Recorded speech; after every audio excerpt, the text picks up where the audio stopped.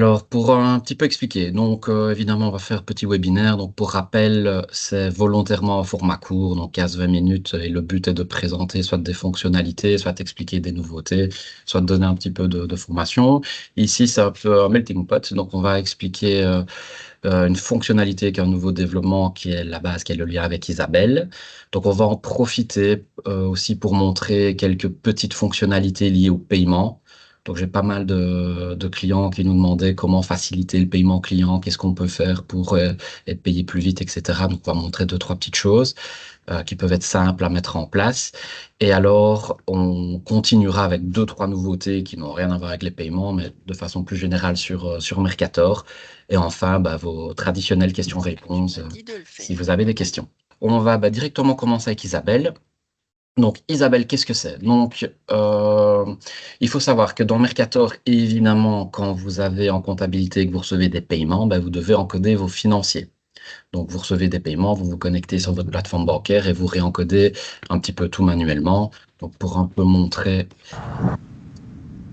à quoi ça peut, à quoi ça peut ressembler, évidemment, c'est les traditionnels financiers où vous en avez un par compte bancaire.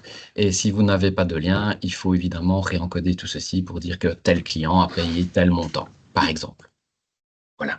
Donc, exemple, j'ai un client, Adam Michael ou un autre, peu importe, il m'a payé 100 euros et je dois lettrer. Voilà, il y a tout ce travail manuel qui doit être fait. À noter pour ceux qui font ça manuellement, j'aime toujours bien te rappeler cette petite page-ci, qui est une page qui explique vraiment les raccourcis clavier et toutes les clés pour encoder beaucoup plus rapidement, hein, pour pas cliquer sur tous les boutons et pouvoir faire ça au clavier très rapidement. Et vous verrez qu'il y a pas moyen de pas mal de petites fonctions intéressantes. Donc c'est la page 957. Donc, le but, évidemment, c'est d'éviter de réencoder tout ça manuellement. Et donc, vous avez la possibilité d'importer et d'exporter certaines données. Et ça, c'est le travail d'Isabelle. Donc, Isabelle a le gros avantage également de pouvoir gérer plusieurs banques. Donc, vous avez des numéros de compte en banque chez BNP, chez Fintro, chez ING, que sais-je. Vous allez avoir une seule plateforme qui va vous permettre de gérer tous ces comptes. Bon, Isabelle permet aussi d'autres fonctionnalités autres que les paiements et ce qu'il y a à la banque, mais ça, vous pourrez avoir plus d'infos en allant sur leur site et ils seront un plaisir de répondre à vos questions. Dans ce qui nous intéresse, il y a trois fonctionnalités qui existaient déjà avec l'ancien produit qui s'appelait Isabelle Go. Donc nous, on a refait un développement vers le nouveau qui s'appelle Isabelle Connect. Donc ces trois fonctionnalités sont toujours dedans. Donc c'est l'import des fichiers CODA. Donc c'est ce que je viens de vous montrer où quand vous avez un financier, il fallait encoder un montant. Le fichier CODA, c'est l'idée de se connecter sur la plateforme bancaire et de pouvoir importer vos extraits de compte sans devoir les réencoder manuellement. Voilà, donc ici, via Isabelle, on se connecte sur la plateforme Isabelle et on récupère les codas et ça va permettre de les importer directement dans Mercator sans avoir à faire tout ce travail. La deuxième fonctionnalité, c'est la génération des paiements. Donc, sur base de vos factures d'achat, des dates d'échéance, des genres de choses, Mercator peut vous proposer un tableau de bord où ils vont vous montrer tous les fournisseurs et toutes les factures ou documents, notes de crédit qui sont liés à ce fournisseur. Hop, ça se génère. J'ai quelques données et avec le partage d'écran, voilà. Donc, dans la partie supérieure, vous allez retrouver tous vos fournisseurs et dans la partie inférieure, vous voyez les documents ouverts par fournisseur. Donc, ici, j'en ai un. Si je reste fournisseur de la cour, j'ai trois factures ouvertes. Vous pouvez évidemment cocher, décocher et ce tableau est dynamique, hein. Donc, vous pourrez très bien, sur cette facture-ci, changer le montant directement dans l'écran. Une fois que vous cliquez sur générer, c'est tout ça l'intérêt, c'est que Mercator va générer un fichier CEPA qui va directement envoyer à Isabelle et Isabelle va le communiquer à vos banques pour générer les paiements. Voilà, il y a une troisième fonctionnalité qui est un petit peu moins utilisée mais qui peut être pratique, c'est les domiciliations. Donc Mercator est capable de gérer vos domiciliations et pareil de les envoyer à Isabelle. Donc ces fonctionnalités-là, j'expliquais, existaient déjà dans Mercator avec l'ancien produit qui était Isabelle Go. Donc si on a fait un développement vers un nouveau, c'est qu'il y a des raisons. Évidemment, il y a un nouveau produit, donc on aime bien de pouvoir se connecter et travailler avec. Mais surtout, le gros avantage, c'est l'intérêt de la connexion. Donc, pour ceux qui utilisaient déjà Isabelle Go, il fallait se connecter quand vous aviez des opérations à faire et les signer. Ici, c'est nettement facilité. Donc, il faut savoir que maintenant, vous allez vous connecter et vous authentifié une fois, ça va être valable pour 90 jours. Et dès lors que vous faites une opération en dehors les 90 jours, vous êtes reparti pour 90 jours suivants. Donc c'est beaucoup plus facile et ça permet d'attribuer des droits à un utilisateur pour qu'il gère ses tâches quotidiennes. Une deuxième fonctionnalité qui est intéressante, c'est notamment la vue des comptes en temps réel. Donc, évidemment, en fonction de vos habitudes, je sais que souvent les gens, ils arrivent le matin, ils importent leur extrait de compte. S'il y a eu des paiements dans la journée, évidemment, ils ne sont pas dans les extraits de compte du matin. Et alors, on a la possibilité de pouvoir avoir une vue par compte bancaire. Donc, dans Mercator, ça se situe au niveau des comptes généraux sur le 55 lié au compte en banque.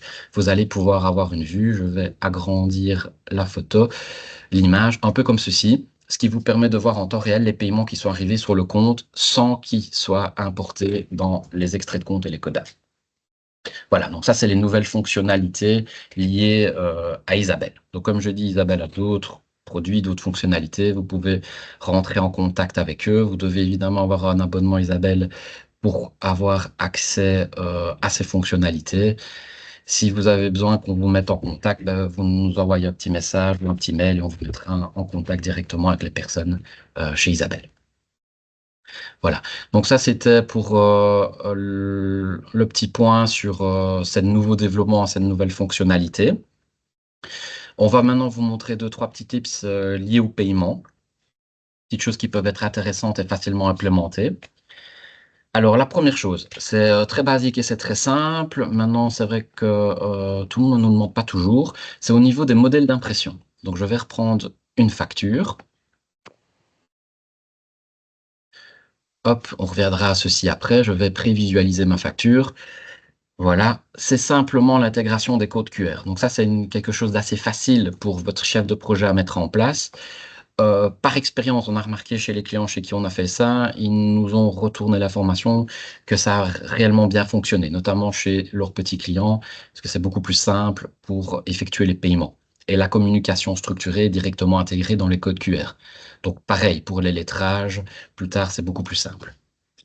Donc voilà, donc intégration des codes QR directement dans les modèles de facture. Alors, une autre chose qui peut être intéressante, c'est l'envoi. Donc, évidemment, on sait imprimer les factures, on sait envoyer les factures via votre client de messagerie, comme Outlook, en mettant le PDF ou le fichier XML PayPal. Mais il est également possible de générer les envois directement depuis Mercator. Donc, vous voyez ici, c'est une fenêtre Mercator qui va permettre directement d'envoyer la facture. Donc, quel est l'intérêt? L'intérêt, c'est, voilà, je valide ma facture, je rouvre ma fiche client, et bien, automatiquement dans ma fiche client, j'ai l'historique que j'ai bien envoyé ma facture. Donc, le problème de votre client de messagerie, c'est que c'est lié à la personne qui l'envoie. Ici, c'est généralisé. Donc, si votre collègue envoie une facture, vous ouvrez Mercator, vous ouvrez la fiche client et vous voyez bien que la facture a été envoyée. Donc ça répond un peu aux problématiques de j'ai jamais reçu ma facture, votre collègue m'a jamais envoyé. Non, là, c'est centralisé et on a l'info. Donc ici, je parle de facture, mais c'est valable pour des devis, commandes et autres types de documents. Alors, autre chose que je voulais vous montrer, c'est directement dans le corps du document. Bon, il n'y a rien de bien particulier, mais c'est surtout ceci qui nous intéresse. Il y a la possibilité de directement intégrer un lien de paiement. Donc, qu'est-ce que c'est un lien de paiement? Ici, nous, on a fait le lien avec Molly. Donc, Molly, c'est ce qu'on appelle un PSP. Donc, quand vous allez sur n'importe quel site e-commerce, quand vous avez votre panier, on vous demande de payer en ligne. Et alors, souvent, vous êtes redirigé vers une PSP. Donc, c'est une plateforme bancaire. Il y en a plein, hein. Nous, on travaille avec Molly.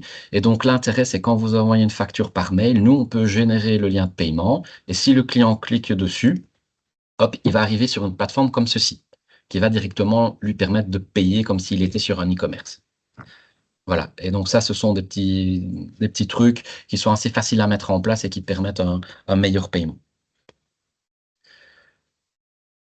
Voilà, donc ça, c'était surtout pour faciliter le paiement. Donc, on a vu aussi dans la comptabilité les paiements pour les fournisseurs. Ici, je vais vous montrer un autre outil qui est lié au paiement, mais qui est plutôt une vue interne, qui va vous permettre de voir toute la traçabilité des différents paiements que vous avez eu pour un document. Donc, je vais prendre comme exemple, vous avez une commande, vous avez reçu un acompte, vous avez passé la commande en facture, vous avez reçu un deuxième et un troisième acompte sur plusieurs jours, c'est intéressant de pouvoir ouvrir la facture et de voir un petit peu tout ce qui s'est passé. Alors, on va faire une commande. J'aurais pu reprendre une existante, peu importe. Je vais appeler mon client. Je prends un client test. Donc ici, c'est un écran de commande que vous connaissez. Je vais appeler un article. Bon, je peux mettre plus de quantité, peu importe. Je vais sauver cette commande. Voilà.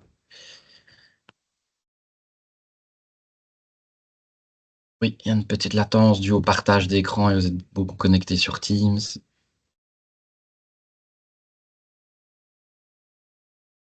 Voilà. Alors, imaginez, on a généré une commande, on est quelques jours plus tard, ou c'était même le jour même, et la personne vient payer un acompte. Vous avez alors directement la possibilité, depuis l'onglet paiement, de générer un reçu. Je peux créer un reçu. Donc, évidemment, on crée un reçu dans le cas où le paiement n'est pas le même jour que la commande, parce qu'il ne faut pas fausser votre caisse, hein. Ça, c'est l'erreur classique. C'est on a tendance à rouvrir une commande antérieure et d'y ajouter un paiement. Non, il faut faire un reçu pour bien modifier la caisse du jour. Ici, par défaut, il me propose un reçu avec la totalité, mais je peux dire non, uniquement, je vais prendre 10 euros. Comment est-ce que le client paye? Par virement? Non, il est en magasin, il va directement payer par banque contact. OK, 10 euros. Comme ça, la caisse, elle est bien mouvementée, le reçu est créé. On peut générer une impression si vous le souhaitez. Voilà. Et alors, quel est l'intérêt? L'intérêt, c'est que si je reprends ma commande, j'ai un onglet supplémentaire qui s'appelle Tracing. Et dans Tracing, je vois un petit peu tout ce qui s'est passé. Donc, j'ai bien une vue. Donc, si vous avez fait plusieurs reçus, vous les aurez tous. Si maintenant, cette commande, je la transforme en facture, j'aurai également l'information. Ça va suivre toute la vie du document. Donc, on peut même aller plus loin, hein. Je vais dire que cette commande, elle est pas payée, cette facture, elle n'est pas payée tout de suite, elle sera payée plus tard. Je vais la sauver.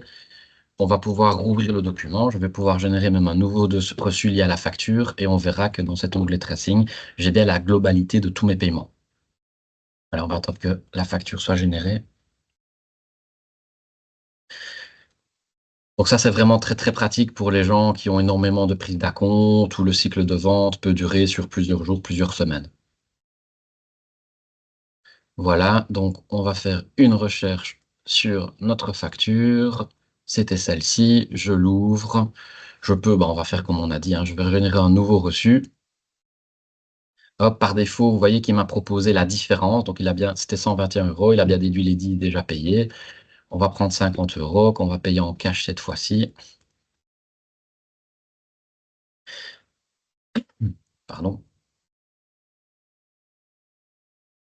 Voilà. Et si je rouvre ma facture, que je vais dans mon tracing, j'ai bien les différents reçus. Bon, c'est la même date parce que je le fais sur le webinaire aujourd'hui. Vous auriez à différentes dates. Ça permet vraiment d'avoir une vue sur la globalité des paiements liés au document. Donc voilà, ça c'est une chouette fonctionnalité qui peut aider pas mal de personnes.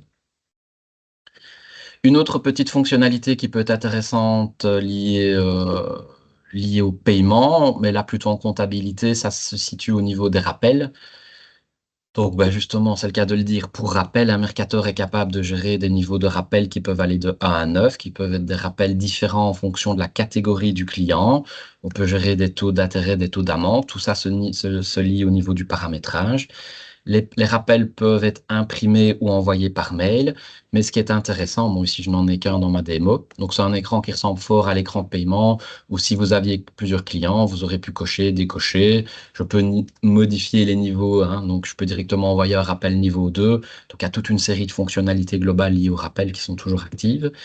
Mais ce qui m'intéressait et que je voulais montrer, c'est que si je génère, ici, on a généré les rappels un petit peu comme l'envoi de mail, donc c'est-à-dire via le CRM de Mercator. Donc l'intérêt, c'est que ça va me générer un envoi de mail directement dans Mercator. Donc j'aurai bien la trace que la comptabilité a envoyé les rappels. Donc tous les collègues qui ont les droits utilisateurs pourront le voir. Ici, il me pose la question de sauver les duplicata, donc on va le faire. Et alors, pourquoi est-ce que je voulais montrer ça? C'est que maintenant, directement dans ma fiche client, un petit peu comme les mails, j'ai... oui, je n'étais pas sur celui-ci. Hop, voilà. Voilà, ici, je peux avoir directement un historique de mon rappel. Et ce qui est intéressant qu'on nous demande parfois, donc ça c'est plutôt lié au paiement, c'est que directement dans les mails, on peut directement intégrer les factures qui sont ouvertes. Donc vous envoyez un mail, un rappel, et souvent les gens ils vous disent j'ai pas reçu la facture. Ben là, on intègre directement les factures avec les différentes fonctionnalités, ce qui permet de gagner pas mal de temps. À noter que si vous avez un e-commerce, fait avec Mercator, on peut également faire un portail client où toutes les factures sont disponibles en ligne.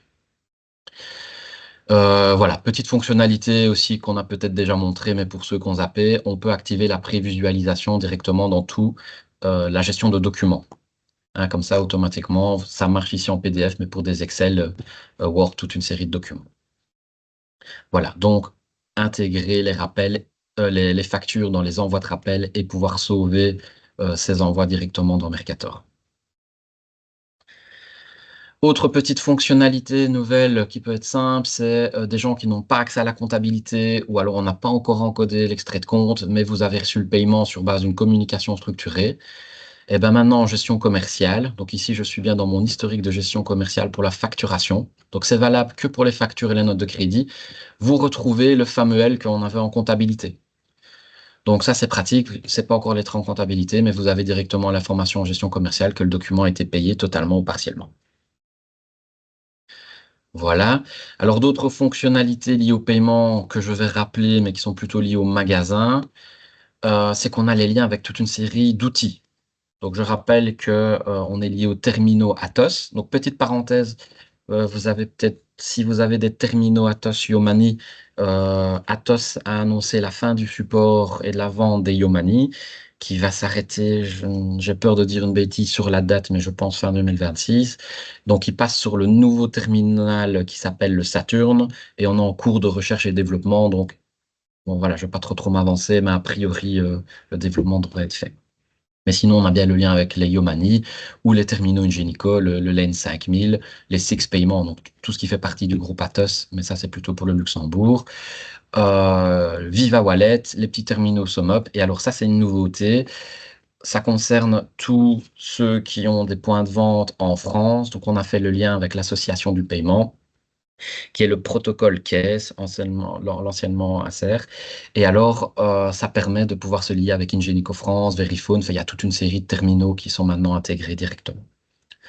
Voilà, donc l'intérêt évidemment de se lier avec un banc contact, ben, c'est qu'au niveau de la caisse, il ne faut pas réencoder le paiement dans le banc contact. Donc une vente à 150 euros où le vendeur a tapé 15 euros, ben, ça n'arrive pas. Le client qui a retiré sa carte trop vite parce qu'il n'avait plus assez d'argent sur son compte, ça ne marche pas, hein, ça va renvoyer une erreur à Mercator. Et surtout, si vous avez le lien terminal de paiement banc contact et un tiroir caisse, ça va surtout faciliter les erreurs de caisse fin de journée. Parce que nous, on ouvre le tiroir caisse uniquement si c'est un paiement cash et on envoie le montant dans le terminal uniquement si c'est un terminal par carte, un monte de paiement par carte. Et à noter aussi qu'on est lié aux monnayeurs. Donc les monnayeurs Glory, c'est un monnayeur automatique où les gens peuvent mettre directement les billets et les pièces. Et nous, on envoie directement les montants.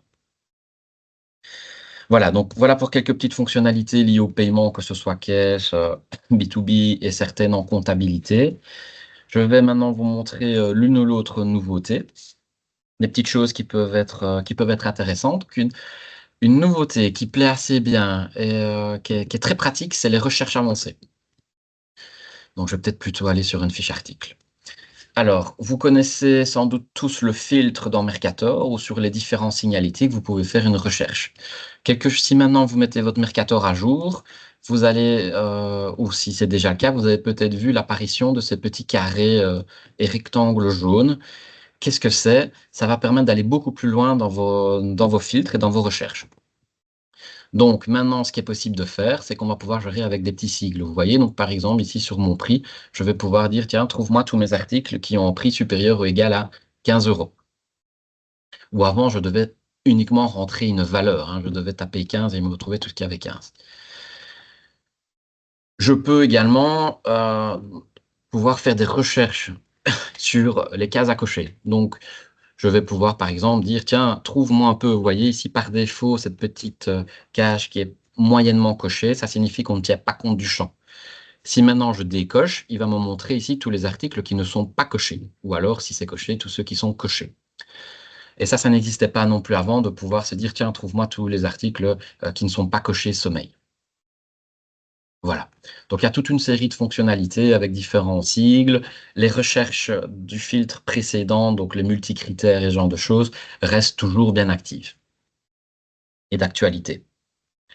Donc, on retient les modifications sur la case à cocher et les comparateurs de champs. Alors, autre chose qui est intéressante, vous avez peut-être vu tout à l'heure quand j'ai ouvert une commande, ici dans mon écran de commande, donc je vais appeler mon article, hein, ici j'ai un pinceau, c'est les zones ici en dessous à droite. Qu'est-ce que c'est? J'ai la possibilité maintenant, depuis un article, de pouvoir avoir des données qui sont dynamiques. On met ce qu'on veut depuis de la fiche article ou de la table dispo. Donc ici, moi, j'ai mis la référence et le prix. Alors, quel est l'intérêt? C'est que si maintenant j'ai un autre article, ici on passe au plat, vous voyez qu'en fonction de la ligne sur laquelle je me trouve, les données varient. Voilà, avant on mettait tout dans ligne V, ça faisait des lignes, donc ligne V c'est ceci, hein, ce sont toutes les colonnes, ça faisait des lignes à rallonge. Maintenant on peut avoir un tableau ciblé à un endroit qui est dynamique. Donc ça, il ne faut pas hésiter à demander à votre chef de projet de directement l'intégrer. Autre petite fonctionnalité, pour ceux qui utilisent le fixer le moment, pour ceux qui ne connaissent pas qu'est-ce que c'est fixer le moment, c'est pouvoir simuler une date dans Mercator. Donc imaginez, on est le 3 janvier 2025 et il faut faire votre inventaire au 31 du 12 2024.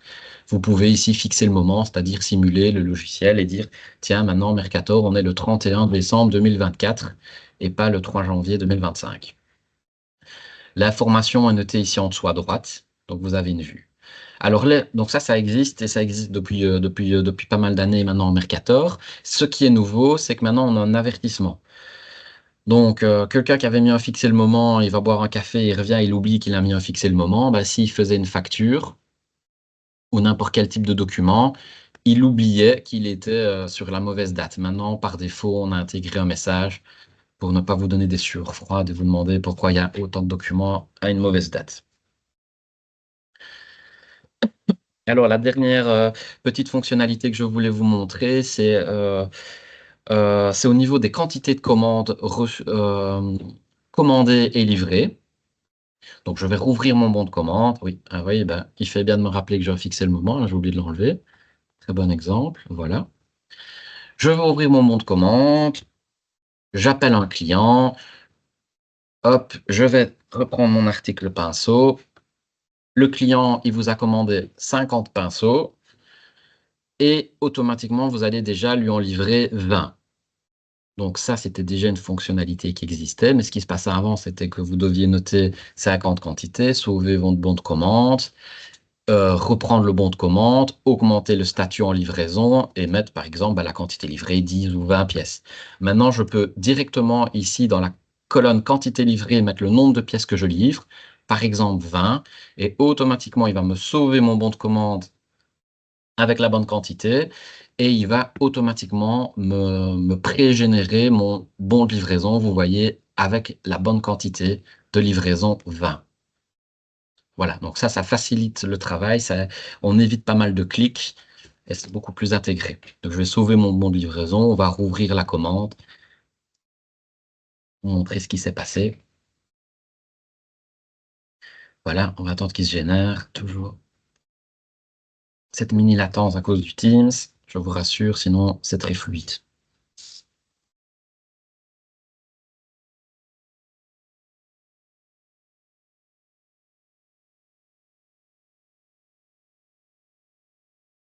Hop, voilà, désolé pour la petite latence, et je rouvre mon bon de commande. Voilà, donc j'ai bien 30, 50 moins les 20 qui étaient là, et vous pouvez continuer ce cycle en remettant ici les quantités livrées sans devoir tout le temps passer par des augmentations de statut et gérer ça vous-même. Voilà, donc tout ça a été standardisé, ce sont des fonctionnalités que vous pouvez demander à votre chef de projet. Voilà, donc en résumé, on a parlé de l'intégration Isabelle Connect si vous voulez vous faciliter la vie avec vos paiements clients, vos extraits de compte et vos domiciliations. On a vu deux, trois petits tips pour faciliter le paiement client. J'ai montré deux, trois petites fonctionnalités liées au paiement et on a vu alors deux, trois petites nouveautés qui étaient intégrées. Donc on a vu différentes choses. Voilà, donc on va réactiver les micros. Je ne sais pas s'il y a l'une ou l'autre question sur certaines choses, vous pouvez les poser ou si vous préférez en discuter après, ben, vous n'hésitez pas à me recontacter derrière. C'est comme vous avez le plus facile. Damien, moi j'ai une question concernant Isabelle Connect et Oui, les utilisateurs. Il est mis sur des éléments de la base de connaissances que on peut, avec un utilisateur qui associe une carte de connexion, accorder le droit de connexion à un autre qui n'en aurait pas forcément. Et, oui. et parallèlement, je n'ai pas bien vu comment on peut prendre en charge le fait qu'on peut avoir des utilisateurs différents avec des cartes différentes. Et dans les options, il n'y a qu'un seul endroit où on peut mettre l'empreinte du certificat. Et donc, je ne vois pas comment on peut gérer ça quand il y a soit plusieurs utilisateurs avec des cartes différentes, ou alors comme Oui, il le propose. on pourra te montrer, en fait, l'intérêt, c'est que quand maintenant tu vas tout authentifier dans Isabelle, tu es reparti pour 90 jours. Mais dès lors que tu fais une opération, tu es reparti pour 90 jours. Donc nous, ce qu'on a fait, c'est que la personne qui gère ça, on lui a accordé, on est venu installer une fois sur son poste et il a toujours une opération à faire dans les 90 jours et donc ça continue en boucle. Voilà. Maintenant, ta question plus précise sur les droits, je connais pas assez Isabelle et Ok, on ça pourra va. On approfondir, fera ça en voir dehors, s'il ouais. y a une autre façon de faire et on te montrera comment on a fait. Je Ça note va. et on te reviendra avec ça. Super. D'autres questions, d'autres choses à voir? Si- Sinon, vous n'hésitez pas, vous pouvez me recontacter derrière ou votre chef de projet avec ce qui vous intéresse. Et sinon, ben, on a de toute façon le prochain webinaire qui sera le dernier jeudi du mois de septembre. Super, merci beaucoup. Merci à vous. Bonne journée.